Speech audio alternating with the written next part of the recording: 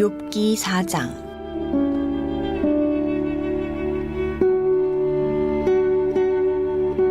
대만 사람 엘리바스가 대답하여 이르되 누가 내게 말하면 내가 실증을 내겠느냐? 누가 참고 말하지 아니하겠느냐? 보라, 전에 내가 여러 사람을 훈계하였고 손이 늘어진 자를 강하게 하였고 넘어지는 자를 말로 붙들어 주었고 무릎이 약한 자를 강하게 하였거늘 이제 이 일이 내게 이름에 내가 힘들어하고 이 일이 내게 닥침에 내가 놀라는구나. 내 경외함이 내 자랑이 아니냐? 내 소망이 내 온전한 길이 아니냐? 생각하여 보라. 죄 없이 망한 자가 누구인가? 정직한 자의 끊어짐이 어디 있는가? 내가 보건대 악을 밭갈고 독을 뿌리는 자는 그대로 거두나니 다 하나님의 입기운에 멸망하고 그의 콧김에 사라지느니라. 사자의 우는 소리와 젊은 사자의 소리가 그치고 어린 사자의 이가 부러지며 사자는 사냥한 것이 없어 죽어가고 암사자의 새끼는 흩어지느니라. 어떤 말씀이 내게 가만히 이르고 그 가느다란 소리가 내 귀에 들렸었나니 사람이 깊이 잠들 즈음 내가 그 밤에 본 환상으로 말미암아 생각이 번거로울 때에 두려움과 떨림이 내게 이르러서 모든 뼈마디가 흔들렸느니라. 그때 영이 내 앞으로 지나매 내 몸에 털이 주뼛하였느니라. 그 영이 서 있는데 나는 그 형상을 알아보지는 못하여도 오직 한 형상이 내 눈앞에 있었느니라. 그때 내가 조용한 중에 한 목소리를 들으니 사람이 어찌 하나님보다 의롭겠느냐? 사람이 어찌 그 창조하신 이보다 깨끗하겠느냐?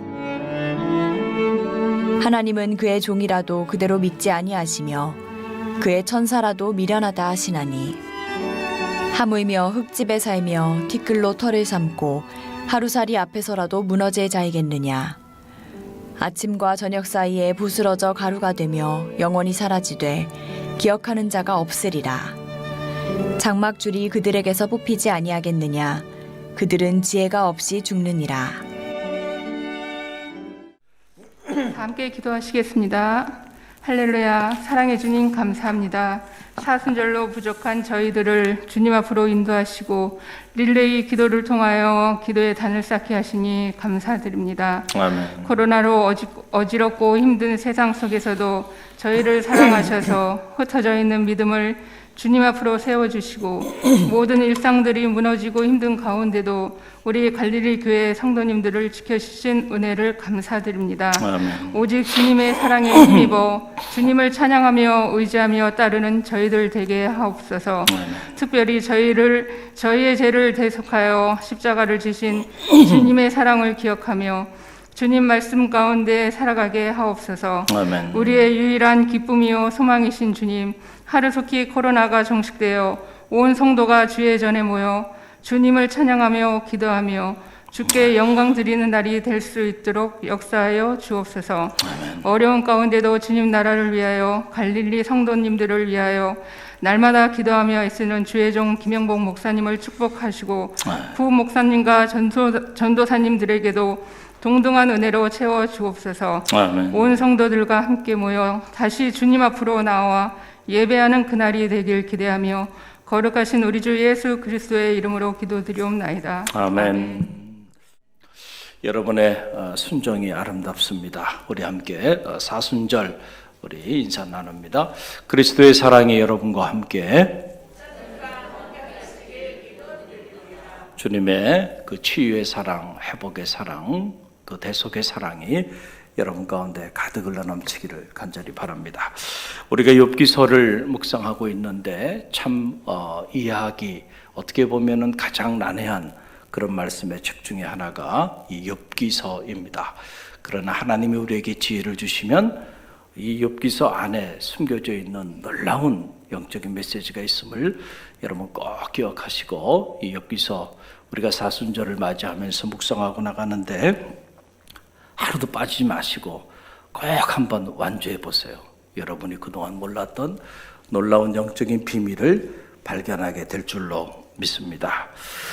욥이 큰 고통을 당하게 되자 그를 사랑했던 세 친구가 욥을 찾아옵니다. 욥을 찾아온 이유는 다른 게 아니에요. 욥을 위로하고 위문하기 위해서 세 친구가 찾아왔어요. 여러분, 그 내용이 욥기서 2장 11절에 나와요. 욥기서 2장 11절. 저 여러분 이 말씀 함께 읽어봅니다. 욥기서 2장 11절 함께 읽습니다. 그때 욥의 세 친구가 이 모든 재앙이 그에게 내렸다 함을 듣고 각각 자기 지역에서부터 이르렀으니 곧 대만 사람 엘리바스와 수아 사람 빌닷과 나아마 사람 소발이라.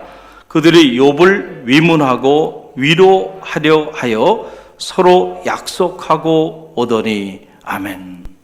세 친구가 서로 약속을 했어요. 우리 친구 욥이 큰 고통을 당하고 있는데 우리가 가만히 있을 수 없지 않겠는가? 우리가 그를 위로하러 가자. 그래서 세 친구가 약속을 하고 욥을 위로하기 위하여 지금 위문을 하게 된 겁니다. 여러분, 욥기서를 읽어보면 욥기서 이 4장부터 전개되는 욥기서의 본론이라고 말할 수 있어요. 80% 이상이 이 세 친구와 욥과의 대화, 단순한 대화가 아니고 그것이 아주 치열한 그런 영적인 논쟁을 벌이게 되는데 그 내용이 바로 욥기서의 본론이 되는 거예요. 그래서 오늘부터 이제 욥과 욥의 세 친구의 그런 영적인 대화, 영적인 논쟁이 이제 이루어지게 돼요. 고난의 문제 때문에 일어나는 일이에요. 오늘은 이 욥기서 4장, 5장에는 이 첫 번째 친구인 대만 사람 엘리바스라는 사람이 욥이 탄식하며 고통하는 그 모습을 보고 처음으로 반응을 보이는 거예요. 가장 연장자였던 이 엘리바스가 욥이 말할 수 없는 탄식 속에서 차라리 내가 죽었으면 좋겠다. 자기의 생일을 저주하고 그러고 나가는 욥의 그 모습을 보고 엘리바스가 이제 반응을 보입니다. 그 내용이 2절로 5절에 나오죠.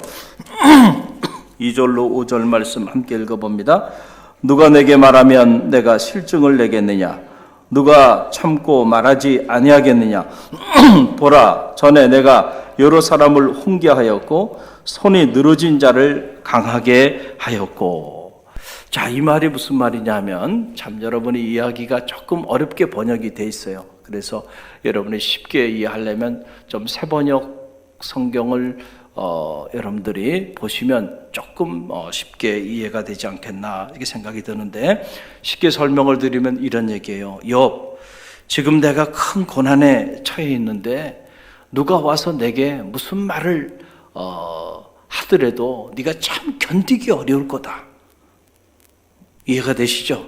큰 고난 가운데 있는데 누가 와서 너에게 위로한답시고 이런 말 저런 말 하면 네가 그거 감당하기 어려울 거다. 그거 이해한다라고 하는 사실입니다. 그러면서 전에 내가 다른 사람들을 위로하고 말로 권면하고 약한 사람들을 강하게 해주고 훈계도 하고 그렇게 했는데 그 일이 지금 너한테 닥쳤구나. 이렇게 말을 건네는 거예요. 그러면서 엘리바스가 욥에게 하는 말이 6절 말씀인데요. 함께 읽어봅니다. 내 경외함이 내 자랑이 아니냐? 내 소망이 내 온전한 길이 아니냐? 이게 무슨 말이에요? 전에 내가 하나님을 경외하는 것을 내가 너 스스로 너의 자랑으로 삼고 살지 않았느냐? 그런데 그 자랑이 지금 어디 갔느냐? 왜냐하면 본인이 자기 자신의 삶에 대하여 안타까운 탄식의 소리를 올리는 모습을 보면서 내가 전에는 하나님을 경외한다고 그것을 자랑 삼아 이렇게 살았는데 지금 그 자랑이 어디 갔느냐? 이런 얘기를 하는 거예요. 자, 첫 마디부터가 여러분이 욥의 지금 입장이라고 한다면 위로가 되겠어요? 물론 틀린 말은 아니죠. 이 말 자체가 틀린 말은 아니에요. 바른 말을 하는 거예요. 그러나 그 바른 말이 비수처럼 가슴에 꽂히는 거죠. 지금 말할 수 없는 고난을 겪고 있는 욥에게 와서 한다는 말이 첫 마디부터가 편치 않은 그런 말을 엘리바스가 이렇게 전합니다. 아마도 마음에 상처가 되지 않았겠나 생각이 드는데, 무엇보다도 엘리바스가 욥이 지금 당하는 그 고통에 대해서 엘리바스가 자기 나름대로 해석을 하고 분석을 하면서 처방을 내려요. 여러분, 그 내용이 7절로 9절에 나옵니다. 7절로 9절 말씀 우리 함께 읽어봅니다. 생각하여 보라. 죄 없이 망한 자가 누구인가? 정직한 자의 끊어짐이 어디 있는가? 내가 보건대 악을 밭갈고 독을 뿌리는 자는 그대로 거두나니 다 하나님의 입 기운에 멸망하고 그의 콧김에 사라지느니라. 여러분, 이게 지금 무슨 말이에요? 지금 욥에게 엘리바스가 와서 하는 말이, 지금 네가 당하고 있는 이 모든 고통, 이 모든 고난은 너의 죄 때문에 그렇다는 거예요. 너의 죄 때문에. 그러면 생각해 보라는 거예요. 죄 없는 자가 망하는 거 봤냐는 거예요. 정직한 자가 무너지는 거 봤냐는 거예요. 그게 지금 무슨 말이에요? 네가 지금 이렇게까지 무너져 내렸는데, 그렇잖아요. 전 재산을 다 잃었습니다. 7남 3녀 자녀들 다 잃었어요. 아내도 자기를 저주하며 갔어요. 몸은 병이 들어서 완전히 온몸을 질그릇으로 자기 몸을 긁고 앉아있는 이런 상황에 지금 욥이 자리하고 있는데, 그 욥에게 하나님은 지금 네가 당하고 있는 이 고난, 이 고통 다 너의 죄 때문에 왔다는 거예요. 생각해 봐라 말이죠. 죄 없는 자가 망하는 거 봤느냐? 정직한 자가 이렇게 무너지는 거를 네가 본 적이 있느냐라고 하는 그런 얘기예요. 그러면서 죄를 짓고 그리고 정직하게 살아오지 않았기 때문에, 그래서 지금 하나님의 입 기운으로 네가 지금 멸망을 당하고 있는 거단 말이죠. 하나님의 재앙이 너희 집안에 임하고 너에게 임한 거다라고 하는 그런 얘기예요. 이거는 전통 신학이 이렇게 해석을 했어요. 전통 신학이 이걸 인과응보적 사고 혹은 인과일적 사고, 예수님의 관점에서 보면 심은 만큼 갚는다 그랬다고 하는 이제 그런 관점에서 이렇게 이제 해석을 한 거예요. 물론 이 해석 자체가 잘못된 해석은 아니에요. 많은 경우 우리의 죄와 허물 때문에 오늘 우리가 고난을 당하고 고통을 당하고 살아요. 그래서 세계적인 영성가이고 저술가인 C.S. 루이스 같은 그 유명한 사람도 고통의 문제라고 하는 그 엄청난 책을 써서, 그 책의 요지가 뭐냐면 오늘 우리가 당하는 모든 고통은 끔찍한 피조물로 전락된 우리의 죄 때문에 그렇다는 거예요. 그 사람도 죄의 문제를 그렇게 해석했어요. 그러니까 그 해석 자체가 잘못된 건 아니지만 그 해석이 모든 경우에 다 맞는 것은 또한 아니다는 거예요. 그걸 몰랐죠. 이 C.S. 루이스도 평신도로서 이렇게 기독교 영성에 깊이 천착하면서 그가 학자로서 이렇게 글을 쓰기 시작해서 세계적으로 유명해졌는데, 신학적 소양은 매우 부족해요. 그래서 그의 책들을 읽어보면 신학적 깊이가 깊지 않은 것을 보게 돼요. 그러니까 이런 한계를 드러내는 거예요. 한 면은 맞아요. 대부분의 경우 우리의 죄와 허물 때문에 우리가 고난을 당하고 고통을 당해요. 그렇기 때문에 그런 고난을 당하고 고통을 당할 때 우리는 빨리 참회해야 됩니다. 그래야 살 길이 열리는 거예요.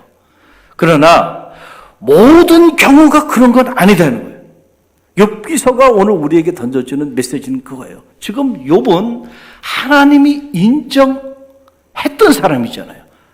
사람이 인정한 사람이 아니라 하나님이 보시기에 욥은 온전한 사람이에요. 하나님이 보시기에 욥은 하나님을 경외하는 사람이었고, 하나님이 보시기에 욥은 정직한 사람이었고, 하나님이 보시기에 욥은 악에서 떠난 사람이에요. 그러니까 그는 죄인이 아니에요. 그의 죄 때문에, 그의 허물 때문에 욥이 이렇게 말할 수 없는 끔찍한 고난을 지금 당하고 있는 것이 아니다라고 라고 하는 그런 사실입니다. 그러니까 우리는 이 사실을 관가해서는 안 된다는 거예요. 그래서 위로한답시고, 여러분 성도들 중에 누가 좀 가정에 문제가 생기고 어려움이 생기면 너무 쉽게 위로한다고 말을 여러분들이 엘리바스처럼 이렇게 던지면 안 된다는 얘기예요. 할렐루야. 이런 경우가 많아요. 이런 경우가 많아요. 우리 친구 목사님 중에 한 분은 자녀가 몸이 많이 안 좋아요. 그러니까 성도들이 은혜를 받지 못해. 왜 은혜를 받지 못하나요? 자녀가 아픈 것이 목사님이 뭔가 부족해서, 목사님이 뭔가 이렇게 죄와 허물 때문에 그래서 아픈 거 아닌가? 그러니까 은혜를 받지 못해요. 참 안타까운 일이에요. 안타까운 일이에요. 성직자들이 예기치 않은 고난을 당하거나 또는 신실한 성도들이 가정에 예기치 않은 어려움을 당할 때 여러분 위로한답시고 너무 쉽게 이 엘리바스처럼 그렇게 말하면 안 된단 말이에요. 왜냐하면 신실한 성도가 당하는 고난, 그 고난에는 단순히 그 고난이 그 성도의 죄의 결과로, 허물의 결과로 주어진 것이 아닐 수 있기 때문에 그렇다는 거예요. 의인도 고난 당할 수 있다. 하나님의 특별한 섭리 가운데, 지금 욥이 그런 거죠. 우리는 알 수 없어 그 세계를. 그러나 하나님의 특별한 섭리 가운데 의인도, 욥 같은 의인도 고난 당할 수 있다는 거예요. 가정에 어려움이 있을 수 있어요. 그의 삶에도 어려움이 있을 수 있어요. 할렐루야. 그것조차도 믿음으로 받아들일 수 있는 것이, 그것이 진짜 믿음이에요. 한번 생각해 보세요. 요셉이 형들에게 갑자기 그 채색 옷 아버지가 입혀줬잖아요. 호의호식 가고 인정받았어요, 가정에. 그런데 어느 날 갑자기 형들이 그 채색 옷 다 찢어버리고 구덩이에 던져지고, 그리고는 저 이집트의 인신매매당에서 끌려가가지고 무려 10년 동안이나 노예 생활했어요. 만약에 그가 그렇게 노예 생활까지, 노예로 팔려가서 노예 생활하고 있는 그 요셉을 보면서 사람들이 너의 죄 때문에 네가 지금 고난당해. 그러다가 나중에는 치안으로 몰려가지고 죄수의 자리까지 내려갔어. 죄인의 자리까지 내려갔어. 그런 요셉을 향해서 사람들이, 친구들이, 야, 네가 죄를 범해가지고 엘리바스처럼 너의 죄와 너의 허물 때문에 지금 이렇게 고난을 당하고 있지 않느냐? 그렇게 말한다고 한다면 그 말이 맞습니까? 맞아요? 아니죠. 하나님의 특별한 섭리가 있다니까요. 이 고난에, 성도가 당하는 고난에. 할렐루야. 자, 그런 하나님의 섭리를 읽지 못하고 불경건하게 너무 쉽게 고난당하는 성도를 정죄하거나 위로한답시고 함부로 고통당하고 있는 성도의 가정에 우리가 이렇게 비수를 꽂는 이런 말을 할 수도 있어요. 욥기서를 읽어보면 우리의 고난에 대한 이해의 폭이 넓어지는 거예요. 다윗이 그 수십 년의 세월을 도망자로 고통당할 때 다윗, 네가 죄를 범해서 그렇잖아, 참회해. 그 말이 맞나요? 아니라니까. 하나님의 특별한 섭리가 있다. 그건 인간인 우리가 헤아릴 길이 없어. 우리 이성의 한계 때문에 그래요. 지금 욥이 당하는 고난 역시 마찬가지입니다. 하나님의 특별한 섭리 가운데 이루어지고 있어요. 그러나 우리는 이해할 길이 없어요. 욥도 이해할 길이 없어요. 그런데 그의 친구 엘리바스는 전통적인 신학, 정통적인 고난에 대한 해석의 관점에서 이렇게 욥을 비난하고 있는 거예요. 안타까운 일이죠. 여러분, 우리는 사순절을 보내고 있는데 주님의 고난 역시 주님이 지은 죄 때문에 그런가요? 주님이 지은 죄 때문에 주님이 악인들에 의해서 붙잡힘 당하고 악인들에 의해서 찢김 당하고 주님의 죄 때문에 주님께서 십자가에 달려서 죽으셨나요? 대역죄인으로? 세상 사람들은 그렇게 해석한 거예요. 그래서 십자가는 어리석은 거라고 말한 겁니다. 그리고 문선명이는 원리강론에서 그 유대인의 저항에 의해서 결국은 예수는 십자가에 달려 죽음으로 그의 사역은 실패했다고 생각한 거예요. 그래서 자기가 와야 된다는 얘기예요. 근데 우리 믿음의 길을 가는 성도들도 그렇게 해석하는 사람들이 있다니까. 너무너무 안타까운 일이죠. 의인의 고난이죠. 흠이 없으신 분이에요. 죄가 없으신 분이에요. 주님의 고난은 두 가지죠. 죄 없는 분이 고난당했어요. 의인의 고난이에요. 또 하나는 자기 일을 위한 고난이 아니고 다른 사람을 위한 고난이에요. 이것을 대속적 고난이다. 저는 그렇게 봅니다. 대속적 고난이죠. 그 고난이. 주님의 죄 때문에 당하는 고난이 아니기 때문에. 자, 구약의 입장에서 본다고 한다면 욥 역시 마찬가지예요. 의인의 고난이죠. 하나님이 인정한 의인이었잖아요. 당대에. 정직한 사람이었습니다. 온전한 사람이었고 하나님을 경외한 사람이었고 악에서 떠난 사람이에요. 하나님이 그렇게 인정한 사람이에요. 의인의 고난이죠. 그런 의인이 고난당한 겁니다. 그렇죠? 또 이런 의인이 욥이 고난을 당함으로 인해서 여인 한 사람의 이 고난으로 인하여 앞으로 수많은 의인들, 수많은 신실한 믿음의 사람들이 당할 그 고난에 대한 새로운 해석을 가질 수 있는 그 지평이 열린 거잖아요. 대속적 고난이에요. 한 사람이 이렇게 고난당하고 그의 고난이 하나님의 말씀으로 기록됨으로 인해서 그 이후에 애매한 고난을 당하는 사람들, 억울한 고난을 당하는 사람들, 알 수 없는 고난을 당하는 사람들이, 그런 신실한 성도들이 수없이 있게 될 텐데 우리가 그들에 대하여 엘리바스처럼 함부로 정죄하거나 함부로 말하지 못하게끔 고난에 대한 새로운 자각과 고난에 대한 새로운 이해를 갖게 해주는 그런 놀라운 대속적 고난을 누가 짊어지고 있는 거예요 지금? 욥이 짊어지는 거예요. 주님의 고난, 그 고난으로 인하여 죄 가운데 빠져있는 모든 죽을 수밖에 없는 인생들을 구원의 길로, 생명의 길로 인도하여 주셨잖아요. 대속적 고난이에요. 우리 사순절은 그 대속적 고난을 깊이 성찰하고 깊이 묵상하면서 감사하고 그리고 그 사랑으로 인해서 오늘 우리가 새로운 살기를 찾는 그런 영적인 절기인 것입니다. 사랑하는 성도 여러분, 여러분이 한번 여러분 자신을 돌아보세요. 여러분이 혹시라도 여러분이 당하는 고난에 대하여 그리고 주변에 성도들이 예기치 않게 가정에 당하는 고난에 대하여 혹시라도 마음에 엘리바스 같은 그런 마음을 품고 그런 생각을 갖고 그런 말을 한 적이 있다고 한다면 저는 이 시간에 십자가 앞에서 참회하는 지혜가 있기를 간절히 바랍니다. 할렐루야. 사람이 고통당할 때요, 그때 이런 엘리바스처럼 이런 말 한마디가요 비수가 돼서 평생 아물지 않는 상처가 될 수 있어요. 그래서 고통당할 때는요 침묵이 가장 좋아요. 누군가 예기치 않은 어려움을 겪고 있으면요 가능한 한 말을 하지 않는 게 좋아요. 침묵하세요.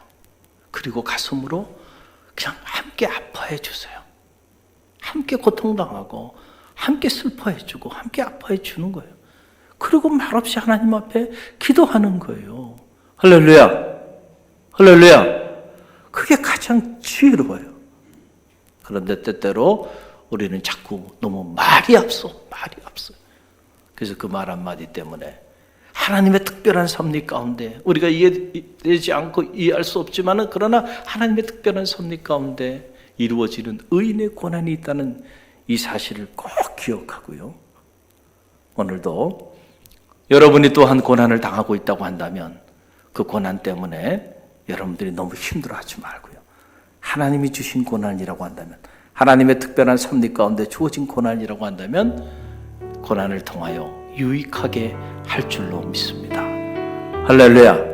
오늘도 이 믿음으로 기도하는 그런 새벽이 되기를 원합니다. 오늘 이 말씀 붙잡고 우리가 주님의 고난, 이 대속적 고난 특별히 우리가 묵상하며 감사하며 나가길 원하고, 사순절 그리스도의 사랑이 여러분과 함께 하시길 바랍니다. 다음은 소망 오 목장입니다. 소망 오 목장 화이팅!